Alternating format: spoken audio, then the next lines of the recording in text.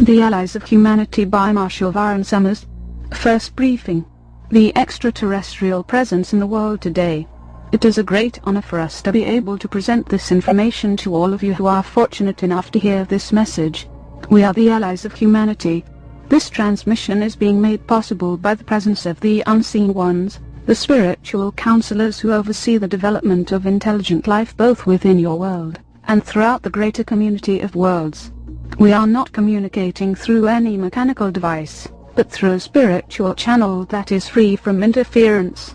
Though we live in the physical, as do you, we are given the privilege to communicate in this way, in order to deliver the information that we must share with you. We represent a small group who is observing the events of your world. We come from the greater community. We do not interfere in human affairs. We have no establishment here. We have been sent for a very specific purpose to witness the events that are occurring in your world, and, given the opportunity to do so, to communicate to you what we see, and what we know. If you live on the surface of your world, and cannot see the affairs that surround it, nor can you see clearly the visitation that is occurring in your world at this time, or what it portends for your future, we would like to give testimony to this. We are doing so at the request of the unseen ones, for we have been sent for this purpose. The information that we are about to impart to you may seem very challenging and startling. It is perhaps unexpected by many who will hear this message. We understand this difficulty, for we have had to face this within our own cultures. As you hear the information, it may be difficult to accept at first, but it is vital for all who would seek to make a contribution in the world. For many years we have been observing the affairs of your world.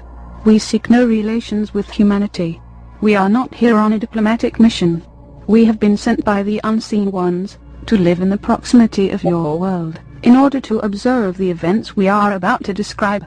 Our names are not important. They would be meaningless to you. And we shall not impart them for our own safety, for we must remain hidden in order that we may serve. To begin, it is necessary for people everywhere to understand that humanity is emerging into a greater community of intelligent life. Your world is being visited by several alien races, and by several different organizations of races. This has been actively going on for some time. There have been visitations throughout human history, but nothing of this magnitude. The advent of nuclear weapons and the destruction of your natural world have brought these forces to your shores. There are many people in the world today, we understand, who are beginning to realize that this is occurring. And we understand as well that there are many interpretations of this visitation, what it could mean, and what it could offer. And many of the people who are aware of these things are very hopeful and anticipate a great benefit for humanity. We understand. It is natural to expect this. It is natural to be hopeful. The visitation in your world now is very extensive, so much so that people in all parts of the world are witnessing it and are experiencing its effects directly. What has brought these visitors from the greater community, these different organizations of beings, is not to promote the advancement of humanity, or the spiritual education of humanity. What has brought these forces to your shores in such numbers with such intention, are the resources of your world. This we understand. May be difficult to accept at first, because you cannot yet appreciate how beautiful your world is, how much it possesses, and what a rare jewel it is in a greater community of barren worlds and empty space. Worlds such as yours are rare indeed. Most places in the greater community that are inhabited now have been colonized, and technology has made this possible. But worlds such as yours, where life has evolved naturally, without the aid of technology, are far more rare than you might realize. Others take great notice of this, of course, for the biological resources of your world have been used by several races for millennia. It is considered a storehouse for some, and yet the development of human culture and dangerous weapons, and the deterioration of these resources, have caused the alien intervention. Perhaps you might wonder why diplomatic efforts are not established to contact the leaders of humanity. This is reasonable to ask. But the difficulty here is that there is no one to represent humanity, for your people are divided, and your nations oppose one another. It is also assumed by these visitors that we speak of, that you are warlike and aggressive, and that you would bring harm and hostility to the universe around you despite your good qualities. Therefore, In our discourse we want to give you an idea of what is occurring, what it will mean for humanity, and how it is related to your spiritual development, your social development and your future in the world, and in the greater community of worlds itself. People are unaware of the presence of alien forces.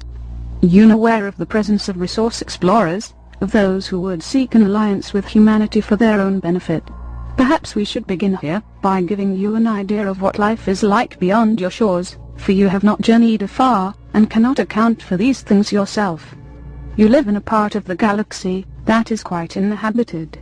Not all parts of the galaxy are so inhabited. There are great unexplored regions. There are many hidden races. Trade and commerce between worlds are only carried on in certain areas. The environment that you will emerge into is a very competitive one. The need for resources is experienced everywhere, and many technological societies have outstripped their world's natural resources and must trade, barter and travel to gain what they need. It is a very complicated situation. Many alliances are formed, and conflicts do occur. Perhaps at this point it is necessary to realize that the greater community into which you are emerging is a difficult environment and a challenging one, and yet it brings great opportunity and great possibilities for humanity.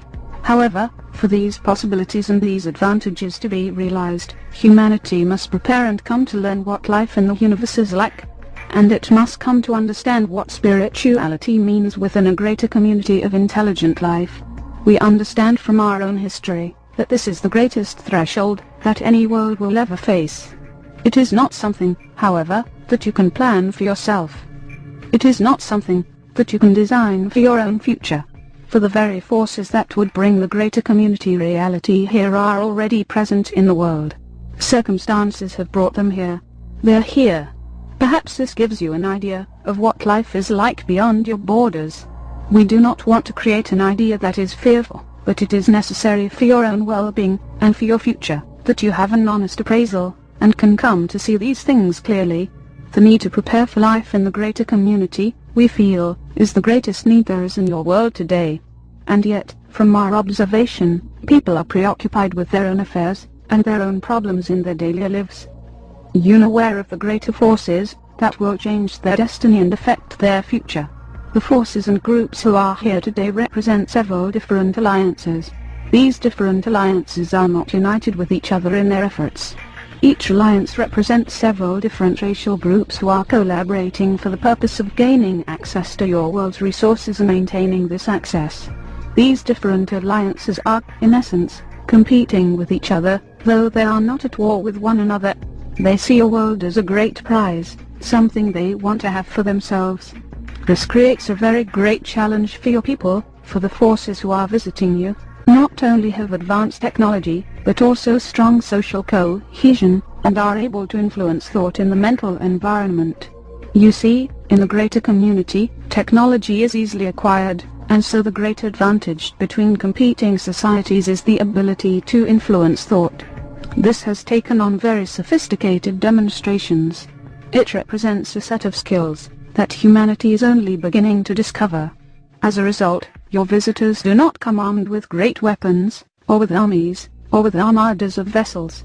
They come in relatively small groups, but they possess considerable skill in influencing people.